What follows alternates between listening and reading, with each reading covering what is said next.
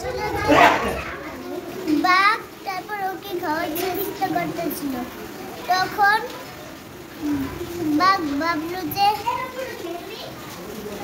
শিয়ালটা বাঘের দিকেই আসছে। তখন বাঘটা মনে মনে বললো যে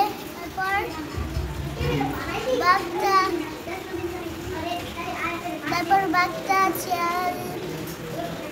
শিয়াল বাঘের কাছে এলো। তখন বাঘটা বললো যে শিয়াল তারপর বললো যে